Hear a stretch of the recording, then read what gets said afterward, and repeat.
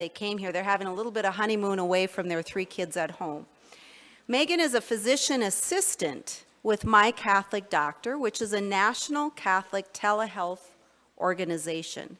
She attended the University of Portland Honors Program and completed her Bachelor of Arts in Psychology with minors in Neuroscience and Music. Interesting liberal arts background. She received a Master of Physician Assistant Studies from Oregon Health and Science University. After PA school, Megan started working in primary care with Providence Health and Services, a Catholic hospital system. She soon encountered resistance from within the Catholic hospital system to her plan to practice medicine with fidelity to Catholic teaching. This all came to a head when she was fired in 2019 for refusing to prescribe an abortifacient when it was requested by a patient. Now, Megan is a restorative reproductive medicine provider, a NaProTechnology Medical Consultant, and a Creighton Model Practitioner, having received her training through the St. Paul VI Institute. She has a passion for providing life-affirming women's health care. She values the relational aspect of medicine and loves taking the time to listen to patients and learn their stories. Please help me give a nice round of welcome to Megan Kreft.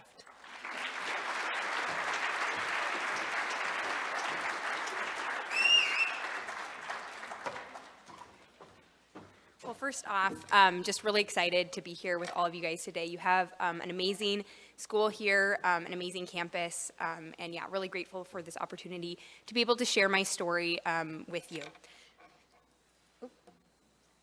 Let's see if I can figure out the technology here. As Dr. Doctor mentioned, my name is Megan Kreft. I'm a physician assistant visiting here from Raleigh, North Carolina. And the title of my talk is Practicing Medicine as a Faithful Catholic. Is it possible? I think it can be really easy to underestimate the insidiousness of the attack on human life and human dignity, even within healthcare. Most folks go into the medical field with a desire to bring health and healing to patients, but we can often forget that it's actually a battleground for the attack on human life and the fight for human dignity and respect. Personally, prior to going into a career in medicine, I was, I think, underprepared and did not understand the minefield that I was going to be entering by being a healthcare provider. Often Catholics and other Christians can face tremendous pressure to compromise their faith and conscience in medicine. We might feel that we need to compromise just to survive, whether that be academically, professionally, or even financially. And my hope today is that you will come to realize that practicing medicine faithfully is not only possible, but imperative. Our faith is also in line with what is best medical care for our patients.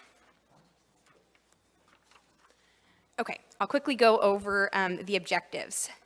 So the goals of today's presentation will be that hopefully you'll become familiar with strategies for navigating difficult bioethical situations that arise in healthcare. You'll come to know ways to communicate to patients and coworkers when asked to perform a task that violates your conscience. You'll hopefully understand the difference between referral and transfer of care, as well as the bioethical implication of these. Hopefully, hopefully you will be empowered to provide life-affirming care boldly in the medical field, and be able to identify a variety of resources, legal, academic, Catholic, and bioethical, that can support Catholic healthcare workers in protecting their conscience. And I have no conflict of interest to disclose. So I'm going to be taking you on a journey that is my story of my journey into the field of medicine, and hopefully use it as a jumping off point to explore what practicing medicine as a faithful Catholic looks like, especially practically, what does it look like? So I was born, and a little more about me and my family. So I was born and raised in the Portland, Oregon area. I'm a cradle Catholic. We moved our family to Raleigh, North Carolina about 3 years ago for my husband's work. And we have 3 wonderful children. Justin is 7, Gianna is 4, and Colby is 20 months. The last 4 years, I have had the immense blessing and pleasure to work for MyCatholicDoctor, which is a national telehealth organization that provides amazing life-affirming care. So that has been a huge blessing to me professionally and to my family as well. So let's talk a little bit about MyCatholicDoctor before we jump into my story. So as I mentioned, it's a Catholic telehealth organization. When I started with them 4 years ago, I think I was the second advanced practice provider in the organization. We had about 20 clinicians at the time. Now we have over 170. Clearly, there is a huge need for this type of care, not only for patients to receive life-affirming care, but also for clinicians to be able to practice in a way consistent with their faith and with their conscience. We have many different types of clinicians in the organization: physicians, nurse practitioners, PAs, occupational therapists, physical therapists, speech and language pathologists, medical geneticists, pharmacists, counselors. As I mentioned, I couldn't be more blessed to work with this organization. My primary clinical focus is restorative reproductive medicine, having received additional training in NaProTechnology as well as FEM. Like I said, I primarily work with women with infertility, recurrent miscarriage, a variety of hormonal issues, and I also offer abortion pill reversal as well. With MyCatholicDoctor, I work part-time, and this is a huge blessing to me and my family. I'm able to be a stay-at-home mom with our 3 kids. I homeschool our oldest, who's in 1st grade, and I typically see patients in the afternoon, late afternoon, evening, and primarily when my kids are asleep, so when my husband's home and they can sleep. And I never in a million years, when I went into the field of medicine and decided to pursue an education to become a PA, that I would have this opportunity to also prioritize my vocation as a wife and a mom. Okay, so even at MyCatholicDoctor, which is probably one of the most amenable organizations to work for as a Catholic, we still encounter bioethical issues on a daily basis. And so I think it's important to note that no matter what field of medicine you go into, these are going to be challenges that we will face. And I think it's imperative that we adequately prepare ourselves to face these bioethical challenges. Just wanted to give you a flavor of many of the challenges bioethically that come up in conversations with my patients, even at MyCatholicDoctor, on a regular basis. Again, the issues I primarily see are related to women's health, but I've had conversations with patients about things such as surrogacy, assisted reproductive technologies like IUI and IVF come up all the time. Many of my patients have already tried to procure these procedures, contraception, sterilization, embryo adoption, and fertility help for unmarried couples. What do we do when an unmarried couple is seeking restorative reproductive medicine? While I haven't personally experienced these 2 other kind of bioethical situations with my patients with MyCatholicDoctor, some of my colleagues have. These include gender-affirming care requests, what pronouns to use with our patients, and then also end-of-life care. Okay. So like I said, this is primarily going to be about my story and my journey. Yours might look quite a bit different, but hopefully you can glean some important tools from my story. So I received my undergrad degree at the University of Portland, a small Catholic institution in Portland, Oregon. And, at that time, I really was discerning professionally what vocation I wanted to go into, and most importantly, where God was calling me in my professional vocation, essentially. And I had a significant interest in the sciences, but I also desired to pursue a vocation professionally where I could serve others. And so medicine just seemed to make a lot of sense. It was a great kind of marriage between those 2 desires and interests. I did recognize that there was a need for faithful healthcare providers in the medical field who respected the whole person, mind, body, and spirit, right? The dignity of each individual from conception until natural death. I was drawn specifically to PA school due to my diversity of interest. One thing that's great about the PA profession is we can work in pretty much any field of medicine, from primary care to surgical subspecialties like orthopedic surgery, cardiothoracic surgery, to other specialties like dermatology or gastroenterology. So during my undergrad years, I was, taking the appropriate classes, trying to get my clinical patient hours to be able to apply to PA school. I applied to a variety of institutions around the country, and was very grateful that I was accepted to my top pick school, which is Oregon Health and Science University, also known as OHSU. It's basically in my backyard, phenomenal academic institution. I did assume, even prior to starting my academic career there, that I would likely face a number of challenges as a Catholic who is intent on practicing in accord with my faith and my conscience. I knew that many widespread best practices within medicine were in conflict with Catholic moral teaching and the view of the human person. I would likely be expected to leave my faith at the door, but I wasn't exactly sure what that would look like. I anticipated there are going to be some challenges, some hurdles, but I'll just, figure out what to do when they arise. Okay, so PA school, my PA program was a 26-month master's degree program. The first year essentially was our academic year, primarily spent the majority of time in the classroom, taking exams, and this is really where I came face to face with the culture of death. I endured many very difficult lectures during my didactic year, ones on the utility of abortion, the benefits and indications for physician-assisted suicide. And for those of you who don't know, Portland, Oregon, and specifically OHSU is kind of the hub for the culture of death. They're known for being pioneers in the field of physician-assisted suicide, as well as late-term abortions. Excuse me.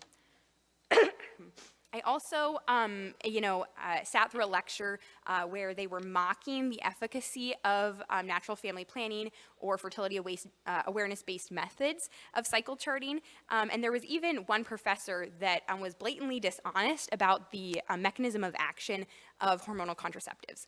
One of my fellow classmates who wasn't particularly pro-life or religious was just trying to understand, probably for in preparation for an exam that we had, how did hormonal contraceptives work? And she explicitly asked during the lecture, does the thinning of the endometrium, or the lining of the woman's uterus, result in an inability for an embryo to implant? And the professor said no. And I was sitting there knowing this is absolutely not the case. I mean, you can look on the drug companies' websites and they're really explicit about this. But at that time, I really just was really silent, kind of felt like I had to keep my head down, be under the radar and just make it through this program. I did not share my faith with others at this time. We also had some kind of clinical experience during that first year, mainly shadowing. It was kind of sporadic, but it became clear that as PA students, we would be expected in our clinical year, that second year, to learn how to perform and to perform certain procedures, say like IUD placements. So I remember coming home to our apartment. My husband and I were newly married at the time, and just breaking down to him. And I was crying, and I basically said, I don't think I can do it anymore. I don't think I can show up for another lecture where I have to sit through this. Thankfully, I was able to pray through so many of those lectures at the time, but it felt like it was too much. It was too much of a burden. It was overwhelming. I wasn't strong enough. I kind of cried out to God in that moment, like, God, where are you? Did I discern wrong? Like, I feel like you were making it so obvious that you were calling me to this, this professional vocation, but like, where was God in this? I felt kind of in a place of despair. And just randomly during this, kind of opening my heart to my husband, just this random thought popped in my head, which was, who is that Italian saint who died from cancer? Like, really not related at all. And I remember getting out my computer, Googling this, and at the time I didn't realize the individual, the holy woman that I was hoping to recall her name was Blessed Chiara Luce Badano. Some of you might know she was an 18-year-old girl or woman who died from cancer. But I, typed this into Google, couldn't remember her name, and the name that popped up was Gianna Beretta Molla. She didn't die of cancer.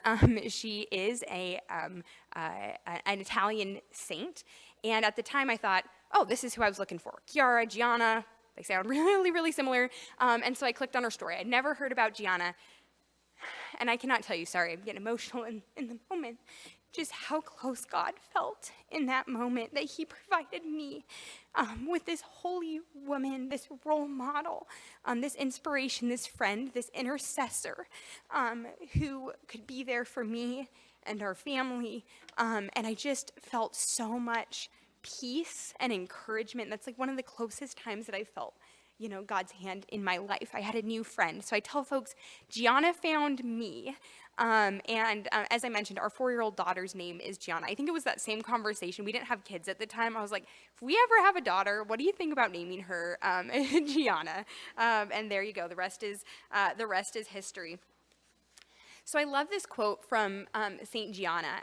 She says, "Our concern must be to know God's will. We must enter that path if God wants, when God wants, how God wants." And so I find this so inspiring. Her life, not only was she a wife and a mom, she was a physician who sacrificed her own life for the life of her child, who providers had recommended that she abort, right? Like, what an inspiring, amazing woman. And I think it's so incredible that your health science university has her as its patron. Like, what a gift. And so really St. Gianna inspired me and really helped me focus on aligning my will with God's. Even if I didn't know what the future held, what the outcome would be, I knew that this was just the beginning, likely, of the challenges I would face as a Catholic in medicine. But I was willing to take the next step. And I think it's normal to acknowledge that we can have doubts, we can have questions, we can doubt our, vocation and what God's calling us to. And it's really important to remember that this does require prayerful discernment, and ultimately our goal should be to conform our will to God's will, which is ultimately what's best for us in our flourishing. Okay.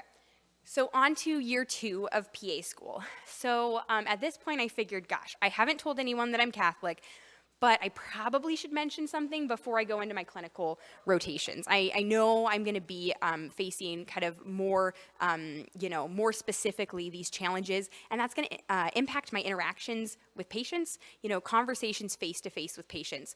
And like I said, I didn't feel really adequately equipped on how to navigate this. I knew what the church's teachings were. I knew, I'm not going to offer these certain services, but how do I effectively, professionally, compassionately communicate this either with my program, preceptors, and then with patients if they request services I didn't provide. So I informed my clinic education staff that I was Catholic and that I wouldn't be offering certain services, and I basically approached them and said, what would you recommend that I do? And their response was, oh, wow, we've never had anyone in the 25 years that this master's program has been around that has requested anything like this. So this was kind of a first time for them as well of how to navigate this. The response essentially was, don't worry about it. Just send a really informal message to your preceptors before you start the rotation, just letting them know what you won't be participating in. So I did exactly what they said. I remember my first rotation was going to be in family medicine with a family medicine physician assistant. I sent him, a message just as an FYI, as the school instructed, and was pretty surprised when I got, not in hindsight, but at the time I was really shocked. He flat out refused to work with me and said, I can't work with someone that has basically unreasonable practice preferences. And so I was up a creek without a paddle. I returned to the school and informed them of that interaction. And they basically said, it's too late to find you a new clinical rotation. We're going to have to delay your graduation. As I mentioned in my first year of PA school, I was really kept things on the down low. I had my head down, didn't really stand up for myself, didn't stand up for truth, didn't, correct the professor who was, blatantly disseminating information that was incorrect regarding the pharmacokinetics of hormonal contraceptives. But at this time, this was kind of a turning point. And I stood up and I said, no, this is not fair. This is unjust. I did exactly what you said. You're responsible for finding me a preceptor or preceptors who are amenable to working with me. And so thankfully they did. But something that was a learning or kind of an educational point here was we needed something more formal that protected me legally as a student, and so that I wasn't going to be reprimanded for objecting to participating in certain, services or offering certain services. So like I said, I ended up having that preceptor who refused to work with me. We ended up then working with the OHSU Title IX office and one of their lawyers to come up with a formal religious accommodation. So this is just a piece of it, and I won't I won't read it to you, but essentially it outlined my practice preferences based on my desire to follow my conscience and my faith. It provided me legal protection. Like I said, I couldn't be reprimanded academically for my refusal to participate in certain services, and I was excused from certain patient encounters or procedures that violated my religious beliefs and conscience. Once we had this formal religious accommodation in place, there really weren't that many issues. I had the occasional kind of, uncomfortable conversation with a preceptor, but was, impressed that there were some of them, they weren't antagonistic, but were just curious. They had never encountered anyone that had expressed these practice preferences or, requested a religious accommodation. And so there was some genuine interest in, kind of what fueled this, and was, at the time, I was uncomfortable with the conversations, but looking back, really grateful to have those. And they were kind of the jumping off point and the starting point for many future conversations that I would ultimately have. So in PA school, I did encounter, as expected, many bioethical situations that arose, requests for cross-sex hormones, contraception as an everyday part of primary care, and, questions arising surrounding, pronouns. What pronouns to use with a patient who identified as transgender. I remember, again, at the time, I've had no formal education. It's still actually to this day, no formal education in Catholic bioethics. But, I knew, gosh, I had this patient who identified as transgender coming in to our sleep medicine clinic, and, I sat down to write my patient documentation on the visit, and was like, gosh, what do I do? This is a, biological female identifying as male, and I remember I kind of was winging it, and I just wrote the patient, the patient, the patient. So my chart note was really clunky, but it kind of worked. So that was that. And I think one important thing to note, and Dr. Fernandez mentioned this, of never refusing the person. As Catholic and Christian medical providers, we are called to provide excellent care to every single patient we encounter, kind of regardless of their beliefs and their background. And so this does even include patients who identify, say, as transgender, just as one example. I treated a number of patients who identified as transgender, but the key here is I provided exceptional care in terms of treating, say, their diabetes or their hypertension or sleep apnea, but excused myself from participation in so-called gender-affirming care like cross-sex hormones. So I graduated from PA school, and let me tell you, I felt so burnt out. It felt like an enormous feat to even get to that point to receive my master's, but I basically had ruled out working in primary care and women's health. Those were kind of the two fields of medicine that I saw in my clinical rotations where these, everyday requests for, I considered as a Catholic immoral procedures, services, medications, procedures that weren't good for my patient's health and well-being were just, that was a constant thing going on in those fields. And so I really ruled out working in primary care and in women's health, which is a travesty. It's really sad. These are areas that need life-affirming care, providers who are willing to provide care that recognize the sanctity of life and the dignity of the whole human person. But for me, too difficult, not gonna go there, just went through enough with my PA program. And so I totally ruled it out. And I remember my husband, who's here today, he really, praise God, encouraged me to not rule those out and to prayerfully discern what God's will was and what God was calling me to and our family to. And so I kind of compromised, and I was like, okay, I'll do that. I'll try. And so I ended up applying to several open positions at our local Catholic hospital system, Providence Health and Services, which is part of kind of the bigger Providence St. Joseph Health. And so I figured, I knew that within the organization there would likely be providers and services, providers practicing in a way not consistent with the organization's Catholic identity, but they had to at least tolerate my insistence on practicing medicine in accord with my faith and my conscience. So I ended up interviewing at Providence Medical Group Sherwood, which was a small outpatient family medicine clinic. It actually happened to be in my childhood hometown. And, I had a great interview. The medical director seemed amazing. The office staff, the other clinicians were great. I felt like the clinic was very mission driven.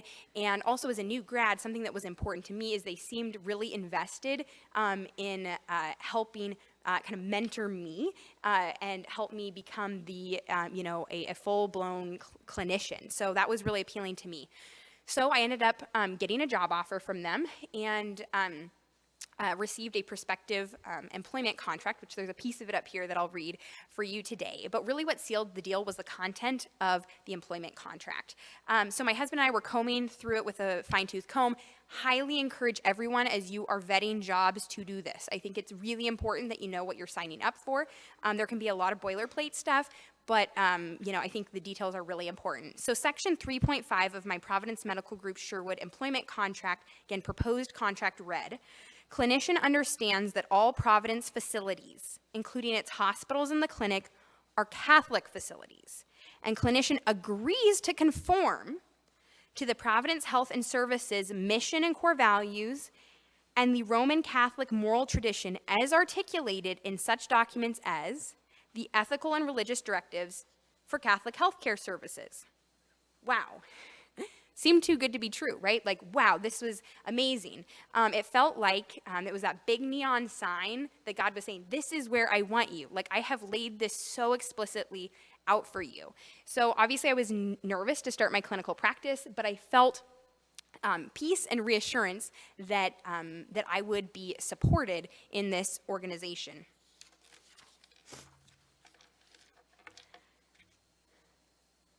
Okay, so the ethical and religious directives, like I mentioned, they were explicitly stated that they were an expectation that we would conform to in our medical practice if we worked at Providence Health and Services. And for those of you who aren't familiar with them, they are a compendium put together by the United States Conference of Catholic Bishops. They provide authoritative guidance on moral issues faced in Catholic healthcare, as well as outline standards of behavior. They include topics such as contraception, natural family planning, emergency contraception, sterilization, abortion, and end-of-life care. If you're not familiar with them, I know in the College of Health Sciences here, this is a document that you go over and discuss, which, was music to my ears when I heard that. I unfortunately came across this document much later in my path into medicine than I wish I had. I highly recommend you familiarize yourself with it. It's a beautiful document. I really think that all Catholics should be familiar with this document, not just those in the field of medicine or going into the field of medicine. So I was excited to start my first clinical position as a PA. I didn't have an expectation that Providence would be a bastion of Catholic healthcare. I figured it would likely resemble the secular institution that I had just graduated from. But my husband reassured me, Megan, if anyone gives you grief in that organization, you can rely on the legal protections contained within your employment contract. Again, that section in my employment contract was critical. It eased many of the concerns I had being a Catholic entering into the field of providing family medicine and primary care. So the onboarding process into my new clinical role took a couple months, and so was working at that time before seeing patients a lot with the administrative staff within the organization. And one of the things that I received was a comprehensive procedure list of all the special procedures offered within the clinic. And not only that, all of the clinicians who offered each procedure. So it was this big comprehensive list. And really the purpose of this was for our front office staff to know, if someone comes in needing, say, an ingrown toenail removal, whose schedule should I put this patient on? Because not all of us providers provided all the same procedures. And that's one thing I do love about primary care are the procedures. Loved, like skin biopsy, stuff like that, a little flavor of everything. And so this made a lot of sense. So I started reading through the list, and the request on their part was for me to let them know which of these procedures I offered. So on that list, there were things like joint injections, skin biopsies, ingrown toenail removal. And then I saw things like IUD placement, vasectomy, Plan B emergency contraception. This didn't seem to jive with the organization's mission and Catholic identity, but also the employment contract that I supposed other healthcare providers had to sign as well and agree to, right? So kind of freaked out. Again, this is before I'm even seeing patients, talking with my husband, what on earth am I gonna do? And he reminded me, like, Megan, you're not offering these services. The task at hand is just let them know what services you do offer. Okay. It also became apparent when I started there during my onboarding that the PAs in the office had some dedicated admin time to go into our EMR, into kind of our general medication refill request folder, and refill certain basically all the prescriptions in there, and during our admin time. And I came to realize, looking through those prescriptions, gosh, a lot of these are for birth control. Again, I knew I wasn't going to be prescribing birth control, but here's time set aside where the expectation is I'm going through that list and I'm refilling these patient medications. Mind you, these patients have a reasonable expectation that their medication that they've been getting at this clinic would be refilled, right? Like, why would they expect anything else? So no fault to the patient, reasonable expectation, excuse me. So again, no formal training here. I was like, gosh, I can't be doing this, but it became apparent there were so many medications to refill that I could use my entire admin time and barely make a dent. So I just skipped the ones on birth control. That was kind of my workaround. I was winging it at the time, but that's what worked. Probably 2 weeks into seeing patients, I had a patient on my schedule presenting with abnormal uterine bleeding in pregnancy. I was consulting with one of the physicians in the office and was quite surprised when she said to me, Megan, are you comfortable and ready to refer this patient to terminate her pregnancy if she's not happy that she's pregnant?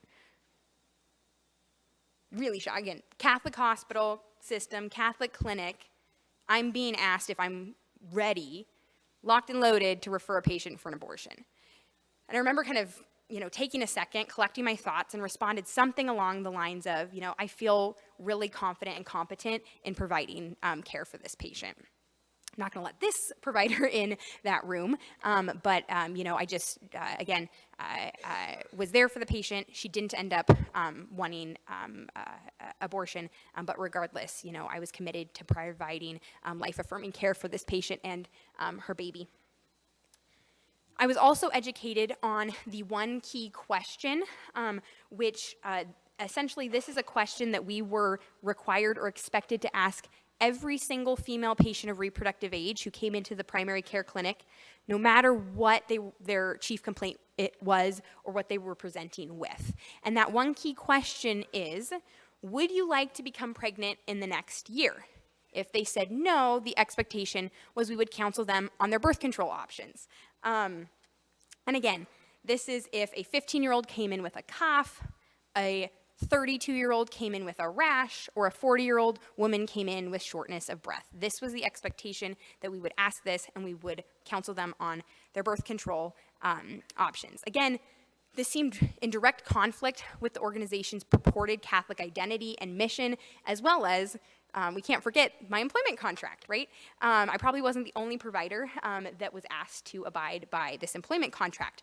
Technically, I could be the most pro-abortion, irreligious provider on the planet, and I had an obligation, due to my commitment to my employment contract, not to offer these services and to conform my medical practice with Catholic moral teaching.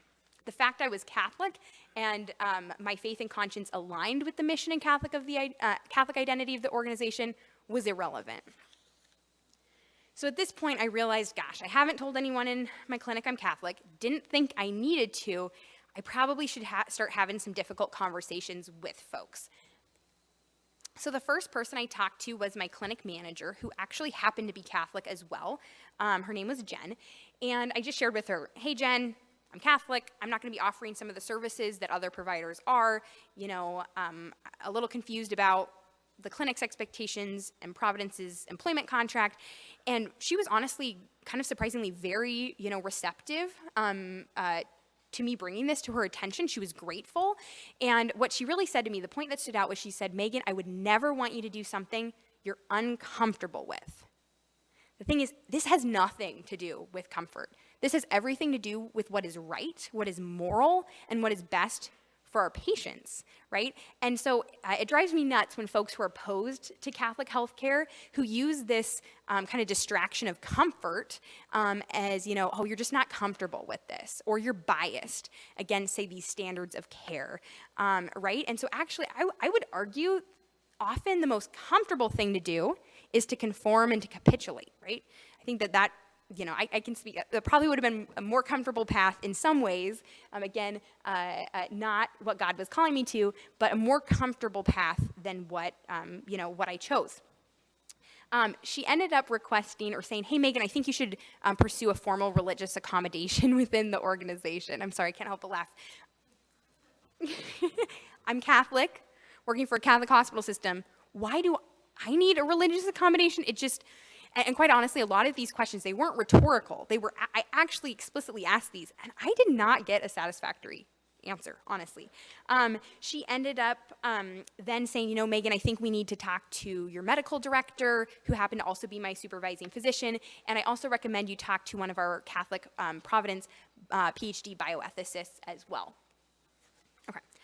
So another person I talked to was an executive within the organization. His name was Tim, and he was the Chief Mission Integration Officer for Providence Health and Services in Oregon. And he had given a talk at one of the new Employee Providence meetings or presentations. And essentially his role as a mission integration officer is to make sure that Providence's Catholic identity and mission is integrated kind of in all aspects of the organization. At the time of his new employee talk, he said, you know, I extend an open invitation. Anyone who wants to meet with me that has ideas of how to better integrate our mission in the organization, please know that this is an open invitation. Meet with me. Set up a meeting with me. Little did I know, just a week or two later, I would be meeting with him. And so I basically expressed my concern about kind of Providence's Catholic identity and mission, my employment contract, and what was practically and logistically happening at my clinic that was in direct contradiction to that. His response was, Providence does not police our providers, and the provider and patient relationship is private and it's sacred. I brought up the ERDs. My thought was, why require adherence to the ethical and religious directives for Catholic healthcare services if you're not going to hold anyone accountable to them? So I ended up meeting with Providence's, one of their head bioethicists in the region. His name was Nick. And, shared kind of my same concerns. And in fairness, I will say he was shocked to find out that abortion referrals were happening within the organization. And he did express that this was a big issue. So I'll give him, in fairness, I do want to acknowledge that. However, he informed me that Providence's Catholic identity was maintained by their executive board of sponsors, which is a group of executives who their role, essentially, supposedly, is to help keep the organization Catholic. But the board of sponsors had endorsed Providence's desire to provide comprehensive women's health care, which Nick, the bioethicist, mentioned could include services such as sterilizations if the patient and the provider mutually agreed that this was in the best interest of the patient. This sounded really familiar to me, that whole comment by mission integration officer about, we don't police our providers, and basically provider-patient relationship, private and sacred. It's off limits, right? More specifically, he told me, and this goes along with Dr. Fernandez's presentation on eugenics, I kid you not, said, tubal ligations can be permitted for poor women who can't afford to have more children. This is a Catholic bioethicist at a Catholic hospital system who had no qualms saying this to me. I was flabbergasted. So wasn't making a lot of progress in terms of the logistics here, but still having a number of these conversations. I ended up asking him about natural family planning being offered within the organization. Is something that I'm really passionate about, and he acknowledged he was not aware of any fertility awareness methods being taught within the organization. I pointed out, the ERDs require Catholic healthcare institutions to provide these services. He did, but he said, you know what, this is a clinical issue. There are a lot of hurdles. We're going to have to get clinician buy-in before we can move forward with, providing this within the organization. Okay, big shout out to NCBC and Dr. Zaylot. This is when I decided I need some help.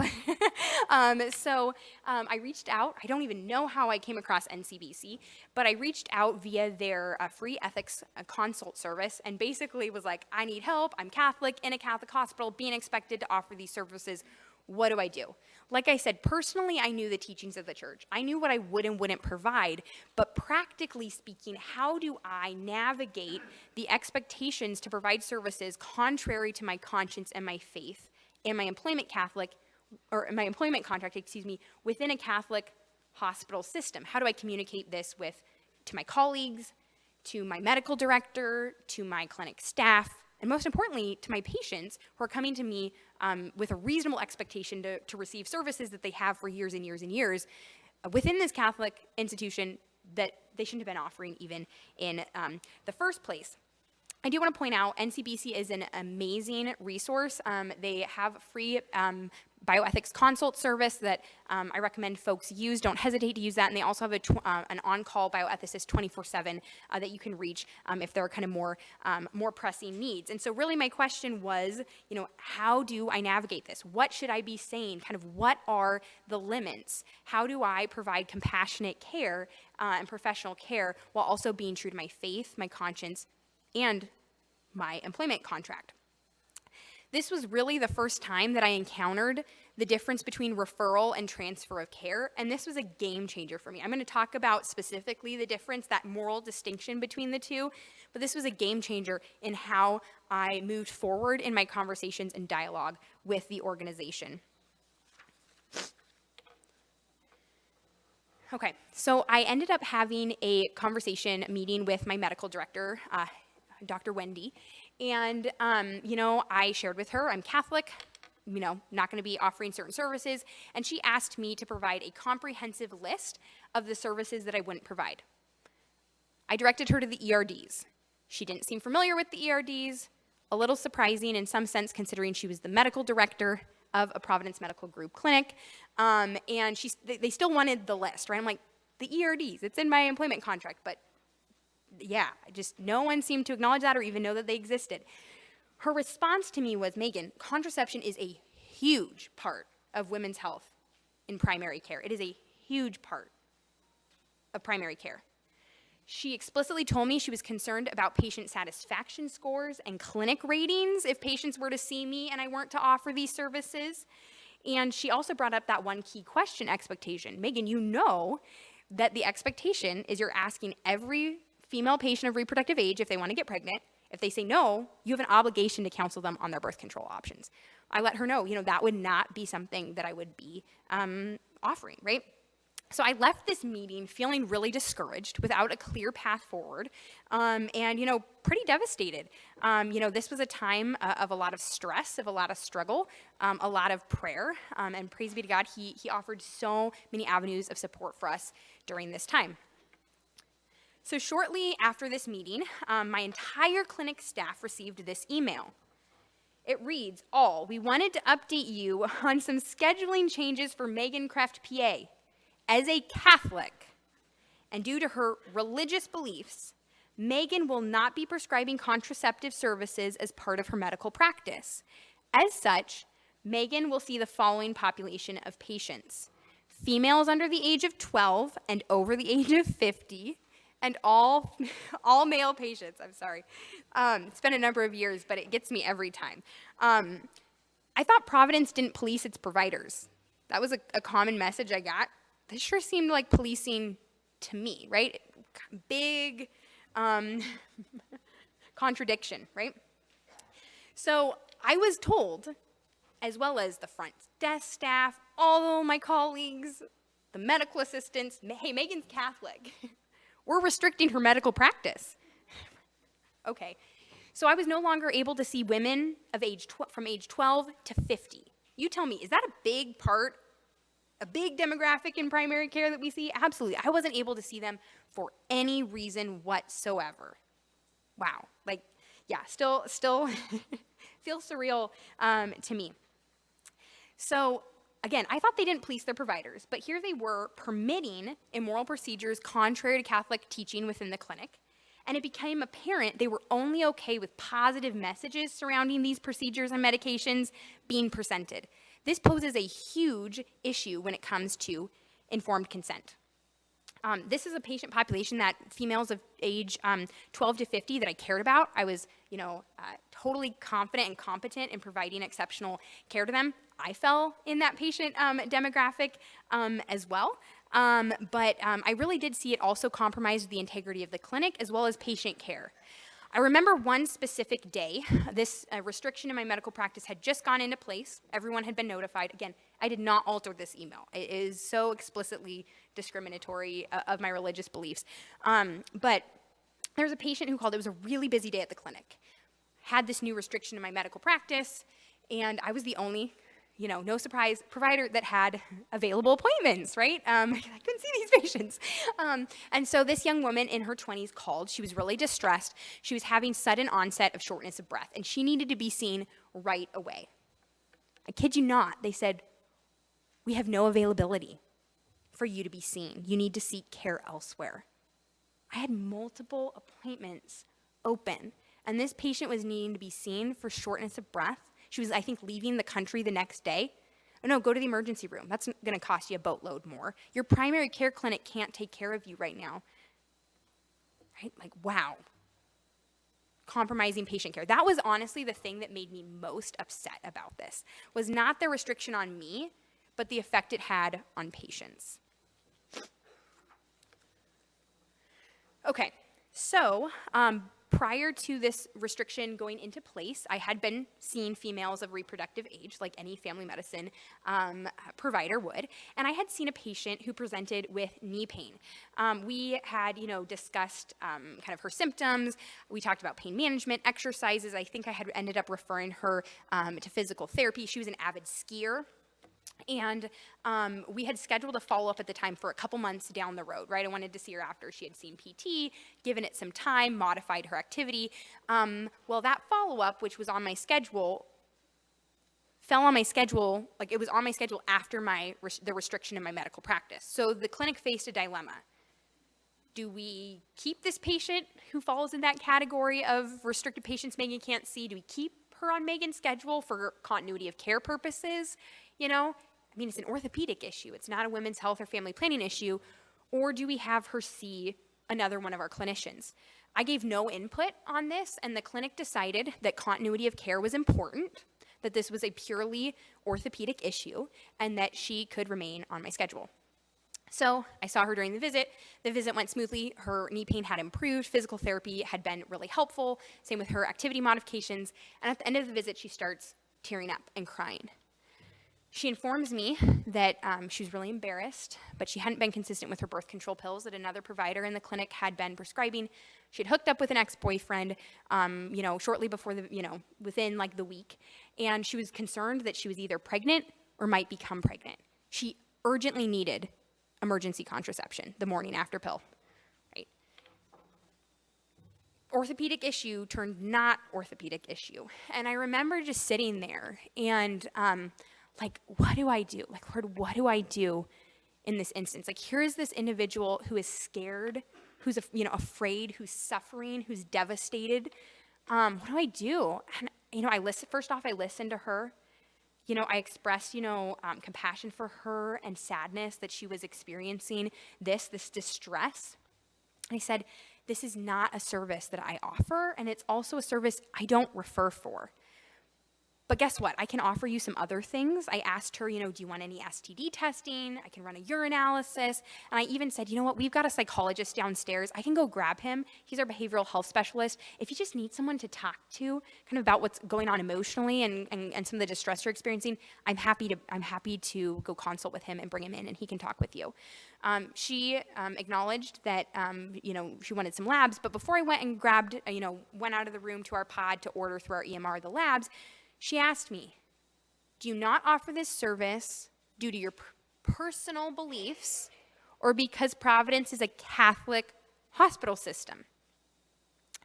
I had no problem saying Providence is a Catholic hospital system, and this is not a service that we offer. The ERDs are explicit in this regard. I didn't mention the ERDs to the patient, but I had no problem saying this to her. I ended up stepping out of the room to put some labs into Epic. And I later found out my medical assistant had gone in the room after me. I'm assuming the patient had informed her of our interaction. My medical assistant went and grabbed my medical director, Dr. Wendy, who stepped in the patient room, prescribed the patient Plan B, the morning after pill, without informing me. So shortly after this, I had a meeting with our regional medical director and Dr. Wendy. And I was told that I had traumatized the patient and broken the Hippocratic oath. My behavior was completely unprofessional and unacceptable and would not be tolerated. I brought up, what I did offer. I didn't reprimand the patient for requesting this service that she desired.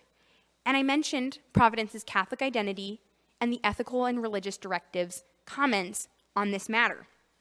Those were dismissed, and I was met with providers have to sacrifice things all the time for their patients, things like their schedule. So my conscience and faith and desire to adhere to my employment contract was being dismissed as, something we have to sacrifice things all the time, like our schedules, right? They expressed concern on how I would handle future interactions with patients. Mind you, I was already, restricted from seeing women. There's no way they were going to let me see another woman for any reason, even if it was supposedly not a family planning or women's health issue. But they were concerned patients would feel abandoned if they didn't get services they requested, or at least knew next steps for how to acquire those services. I want to make a point. I was never okay with abandoning patients. That was a total misunderstanding of my position. I went into medicine because I care about patients, because I care about their health, I care about their dignity, and I see them as beloved and made by God, right?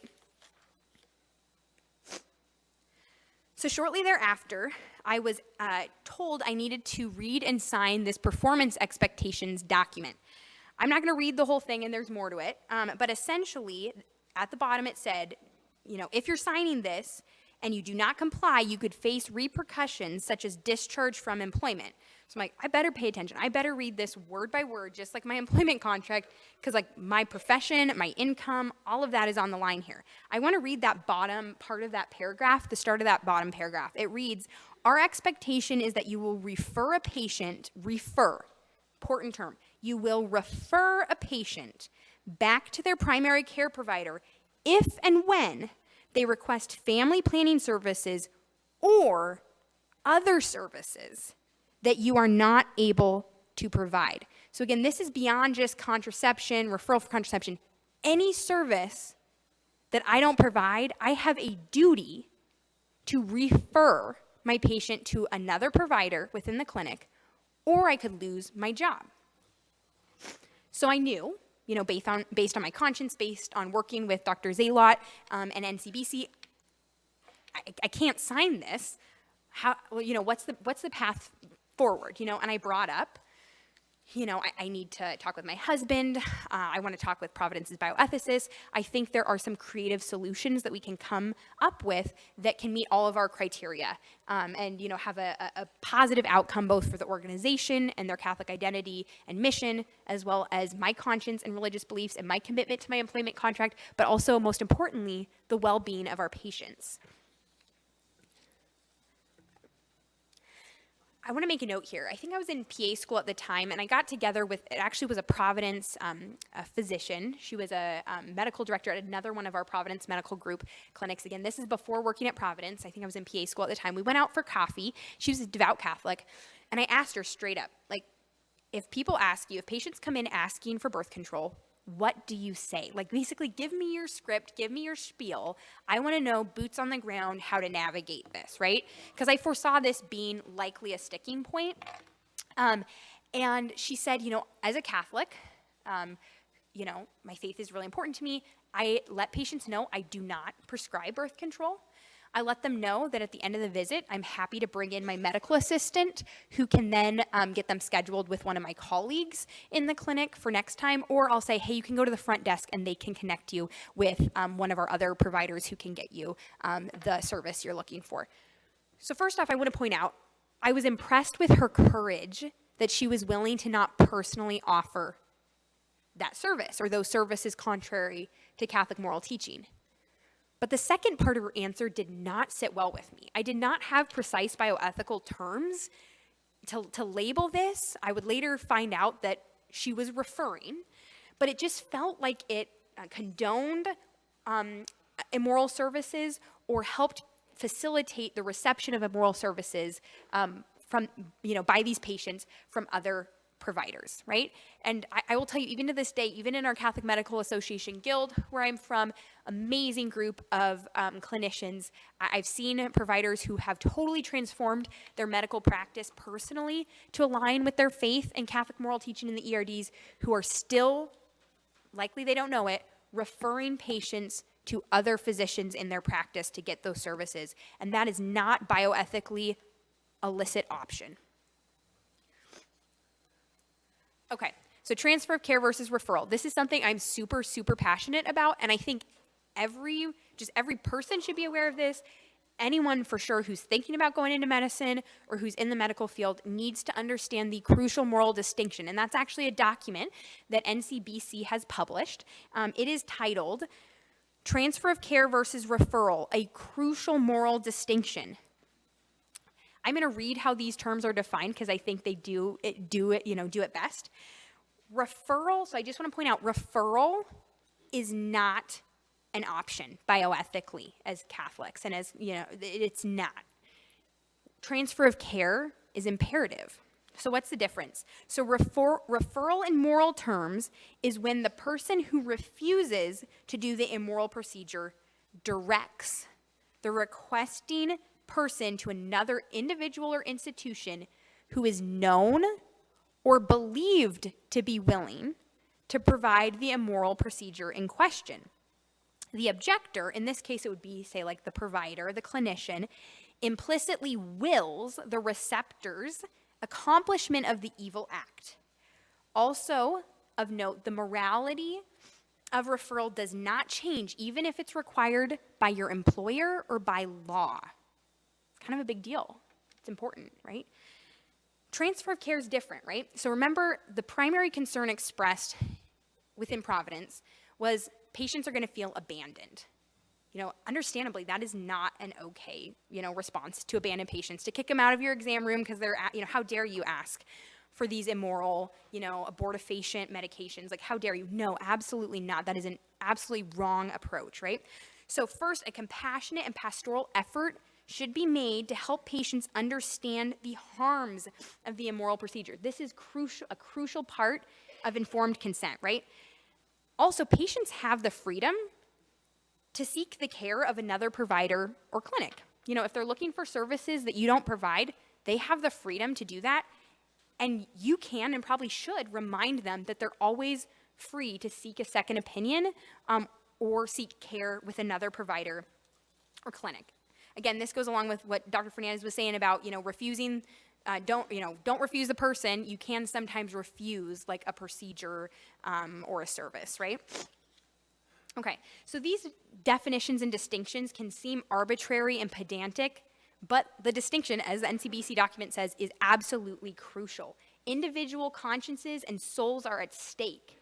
From a faith-based perspective, if referral is sinful and thus harms our relationship with God, that's a big deal, right? And so, again, crucial to understand the moral distinction between transfer of care referral. So we've talked kind of philosophically, bioethically about these two definitions, but really kind of what I'm most passionate about is what does this look like practically as clinicians? Like, how do we do this, right? So let's talk about some proposed solutions. So I worked extensively with Dr. Jose Lott and NCBC to come up with 3 proposed solutions that I offered specifically to Providence in response to the expectations document that they presented me with that I didn't sign, and so we'll go into those. So the first is a provider script, and so this is something that you could prepare that essentially facilitates that transfer of care. Something along the lines of, I don't offer this service because I'm committed to providing the best medical care for you and treating you as a whole person, and for, X, Y, and Z reasons, I don't think this is in your best medical interest. If this is a if this isn't what you're looking for, you're always welcome, more than welcome, to seek the care of another provider or get a second opinion. So this is, I think, a great opportunity for patient education, dialogue, and informed consent, right?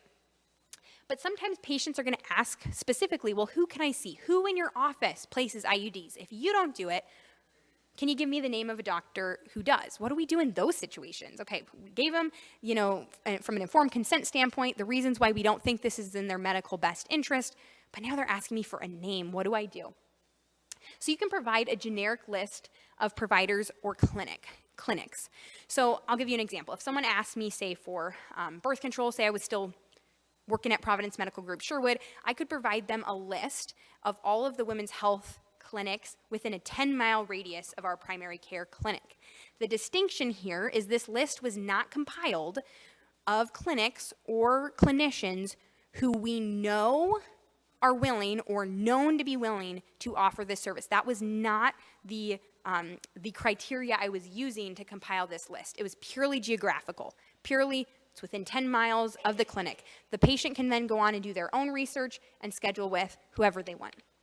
The second would be you can always redirect your patients to their insurance company. This is a great one. Like, hey, who can I see? Well, insurance is really complicated. Not all providers are in network with all insurance plans. And so an easy response is, I'm not sure who's in network with your insurance, but I encourage you to reach out to your insurance company and they can provide you a list of in-network providers. So I felt like these were, really solid responses that all are part of or options for transferring care of patients that didn't involve referral. I thought it met all of kind of my criteria as well as Providence's. So it was consistent with Catholic teaching and the ERDs, consistent with Providence's Catholic mission and purported identity and their policies. It emphasized the value of informed consent, respectfully reminded patients of their right to seek care elsewhere, and ultimately did not leave patients abandoned. Unfortunately, Providence executives did not go for any of these proposed solutions. None of them were deemed reasonable. Okay, so on October 4th, I had, and again, 2019. October 4th, 2019, I had a meeting on my schedule that was with our chief medical officer and chief HR officer. I wonder what this meeting is going to be about. So I remember going to our clinic medical director and said, do you have any idea what this meeting's about? Do I need to prepare anything? It seemed really ominous, and, these are some high-up people in the organization, and I was told, oh, Megan, this is just a meeting to discuss proposed solutions on how you will respond to patients if they request a service you don't provide. Still nervous, but felt equipped to handle this. And I remember that morning before the meeting, so October 4th, 2019, I was having breakfast with my husband, and I said, Isaac, you don't think they're going to fire me, do you? He's like, Megan, never in a million years. There's no way. They have no legal grounds. It would be overt religious discrimination. There's no basis for it. Plus, you are protected with your employment contract. Well, what I was told would be the purpose of the meeting was not the case. I was instructed by ultimatum of threatened termination to sign the performance document as is. End of story. I asked for the opportunity to discuss alternative language and was told, you can, let's see here. Basically, you sign it as is, or we can't maintain your employment. We need to end your employment now. Wow. I knew I couldn't sign it.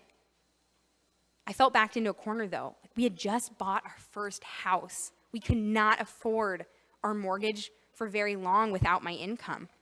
We had a young child at the time. I was devastated. I never in a million years would have, expected being a Catholic in a Catholic hospital situation in this meeting room, having this conversation with high up executives within the organization. It was awful. I was being fired. So I was then instructed, I said I cannot sign it as is. And I was given my notice of termination and instructed to follow up with my medical director and pick up my stuff from the clinic as soon as possible. So on my way out. So this took some time to set in. Wow, what had really, really happened? A Catholic at a Catholic hospital system was fired for being Catholic. Okay. So I want to talk a little bit about some resources. So legal assistance. I remember early on when I had connected with Dr. Joe Zalot at NCBC. This is, again, months before I ended up being fired. He said, Megan, I highly recommend you connect with a lawyer as soon as possible. You need to start documenting everything, and we need to get you lined up with legal help in case things go south. I am so grateful for that recommendation. At the time, I thought, gosh, this is overkill. Like, what's going to happen? I don't need legal assistance. This is like way too big of, we're making too big of a deal out of it. Thankfully, our parish priest knew a phenomenal lawyer who's devout Catholic in our parish he connected us to, and then I ended up being connected with the Thomas More Society, one of several religious liberty law firms in the country. Here are a list of several of them. I think I reached out to all of these organizations, and they offer pro bono or no-cost legal assistance to folks whose cases they accept to work with.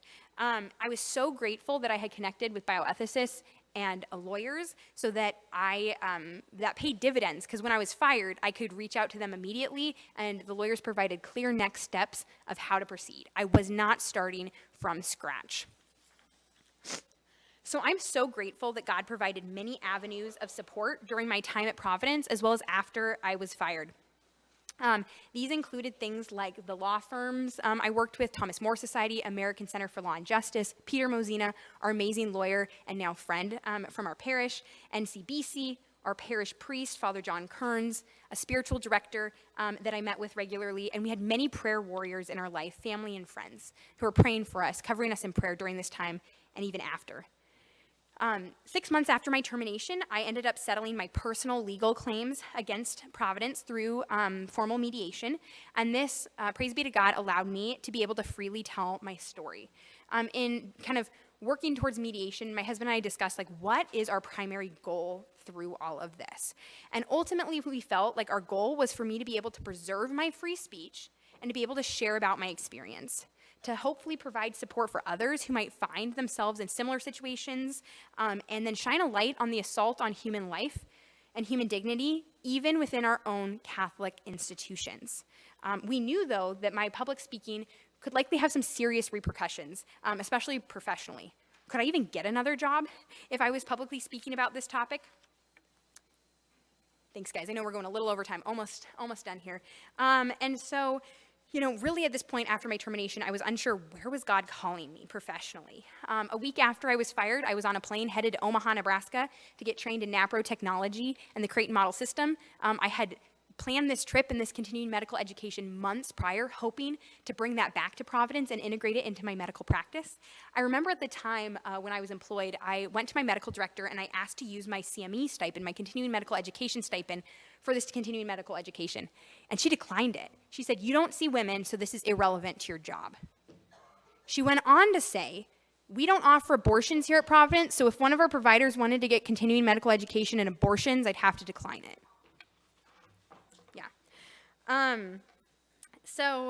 Let's see here. So it was a really scary time. I had no employer, no supervising physician, no ability to practice medicine. This was for 15 months. There were no income, no prospective employment, serious prospective employment options. I taught natural family planning.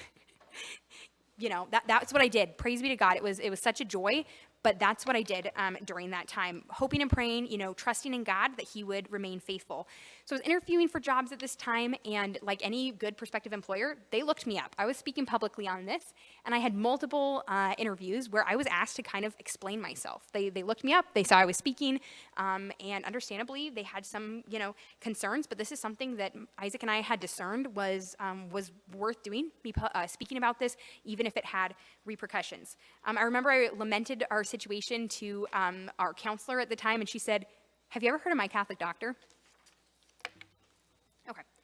So as we're wrapping up, I think it's really important for any Catholic Christian in the medical field or contemplating a career in medicine to educate yourself in the teachings of the church. Steep yourself in education. It's crucial. Familiarize yourself with the ethical and religious directives and services such as National Catholic Bioethics Center. Know your conscience rights and legal protections, both federally and at a state level. They vary state to state. It's important to know those. Connect early with religious liberty law firms if you have any concerns regarding your educational or employment situation.